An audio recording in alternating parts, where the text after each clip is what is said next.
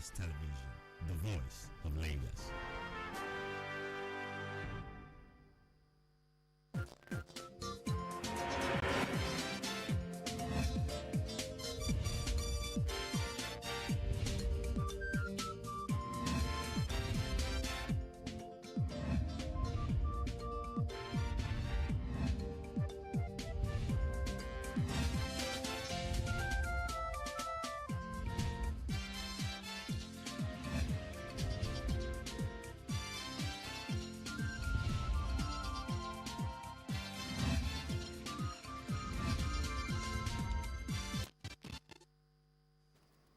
Glad to have you join us on the news at 12. I am Bukola Taylor Cole.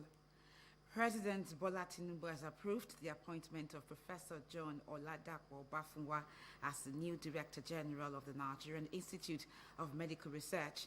The appointment takes effect on Wednesday, July 24. Professor Bafunwa succeeds Professor Babatunde Salako, whose tenure expires today. According to his special advisor on media and publicity, Ajuri Ingilale, President Tinubu expressed gratitude to Professor Salako for his service to the nation. The president expects Professor Bafunwa to drive the institute's objective of leading research into diseases of public health importance in Nigeria, developing structures for disseminating research findings, and providing an enabling environment for health research and training. The Nigeria Labour Congress NLC has called on President Bola Tinubu to invite the leaders of a planned nationwide protest over the hardship in the country, asking him to also address the challenges facing the citizens. The union said with inflation hitting 34.19%, coupled with a hike in food and electricity tariffs, among others, there is a need for President Tinubu to address these challenges. It faulted what he described as the hostility of the Nigerian government towards the planned protest, saying it does not offer any tangible remedy to the pain endured by the people.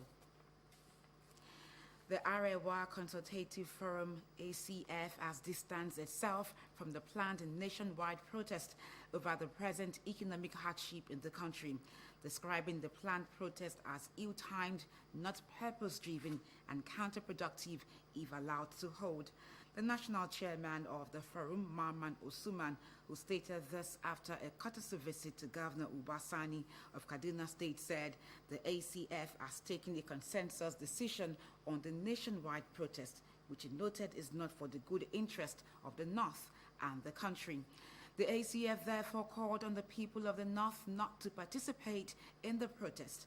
The ACF also expressed concern over the multi-dimensional poverty and violent crimes ravaging the northern region, which have retarded development in the region. It, however, commended Governor Sani for his innovative policies of rural development and social reconciliation, which it believed have the potential to greatly mitigate the endemic insecurity and poverty in the north. On his part, Governor Sani urged the citizens of the state not to take part in any protest against the government, stating that the organizers of the protest do not mean well for the country. Members of the Police Community Relations Committee in Lagos State have appealed to youths and civil society groups to avoid violence and destruction as the news of a planned protest rages on. The appeal is coming at its monthly meeting with the Secretary to the State Government, Abibola Salundein. Maobujosu has the report.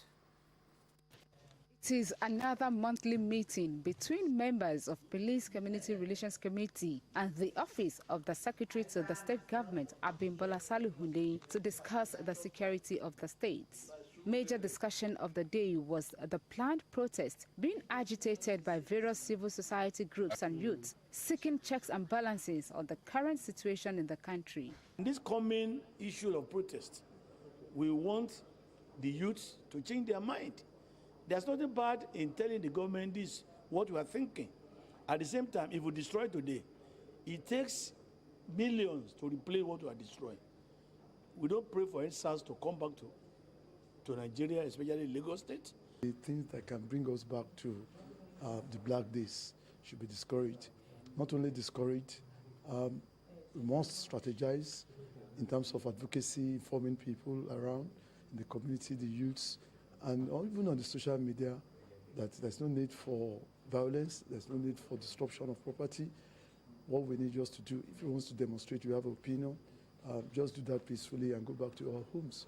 They acknowledge the fact that it is true there is hardship in the country, but that they believe that it is better to jaw than to war, and that they do not want any form of violence or destruction of our infrastructure or maiming or killing of youths or any human being, which I think as parents and as members of PCRC who are in the grassroots, they are right to express this opinion. While emphasizing the need to communicate government activities to residents for prompt feedback, they also advocate regular security meetings at the grassroots level. If Lagos State has 23 million people and the state government puts a team together, tech-savvy people, in a hub, and all they are doing is putting this information on what the state government is doing and they are sharing it, it will go a long way.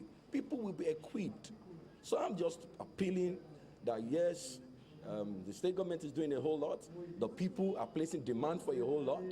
We need to communicate. Create that social media hub space for state government. Push out this information. Show the people where they can actually have access to the things that they are agitating for. Our appeal now to everybody, especially in Lagos State, is a proper awareness by the parents, the CDA, the CDC, the BALES, the OBAS, and community leaders, NURTW, Rotarians. These are the people that the youth work with. And by the moment you can bring youth together, you're going to achieve a lot of things. Recall that there have been speculations on the social media that some groups are planning protests in some parts of the country. Maugbe Josu, LTV News. In other news, the Martin Amuwele-led River State House of Assembly has frowned at the continued stay in office of the Caretaker Committee Chairman, CTC, despite the Supreme Court judgment declaring them illegal, calling for their arrest.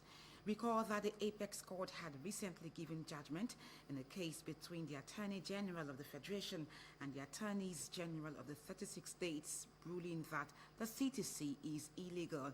The leader of the House, Major Jack, informed the members of the certified true copy of the Supreme Court judgment in his possession, which he laid before the Speaker. Now, while presenting his report, the chairman of the House Committee on Local Governments, Ignatius Onwuka, raised an alarm over the continued activities of CTC chairmen despite the Supreme Court judgment. In another submission, a member of Fix Kagbang accused Governor Fubara of instigating anarchy by retaining those caretaker committee chairmen despite the court order nullifying them. Amawule called on the police to arrest the caretaker committee chairmen wherever they were seen parading themselves.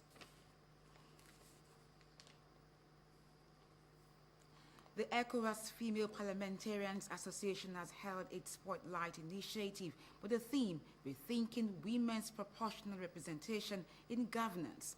Nigeria's First Lady, Senator Oluremi Tinubu, at the event said the Tinubu administration has made significant progress in this regard, but barriers still exist, especially culturally and socially. Senator Oluremi Tinubu commended the Federal House of Representatives for its recent passage of the bill seeking 74 seats for women in the National Assembly in a bid to encourage more female participation in politics and governance. The political participation of women throughout the world still lags significantly behind that of her male counterpart.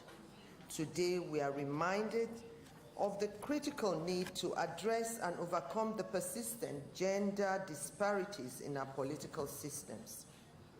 Despite the progress made, significant barriers still exist that inhibit the ability of African women to claim a larger stake in the political process.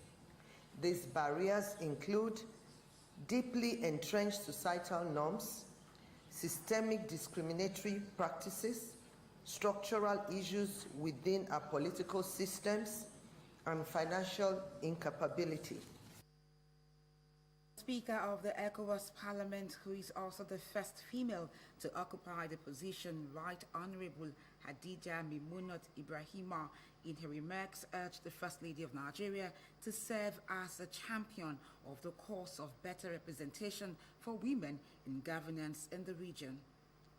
A major obstacle to democracy and social progress in our countries. It is not a secret for anyone that women are faced with various obstacles to be elected in view of the lack of financial support, the inequalities in terms of the electoral laws, and lack of gender parity laws in most ECOWAS member states. Nelson Mandela once said, "Freedom cannot be achieved unless women are emancipated from all forms of oppression." These words reverberate through the corridors of power, reminding us that true freedom remains elusive if we deny women their rightful place in governance. After the session, the First Lady, Senator Oluremi Tinubu, in a nostalgic move, visited the newly renovated hallowed Red Chamber. For more news, connect with Lagos Television on these social media platforms. Many thanks for watching the news at 12. Please remember to call Lagos toll-free lines 767 or 112 in case of emergencies. I am Bukola Taylor Cole.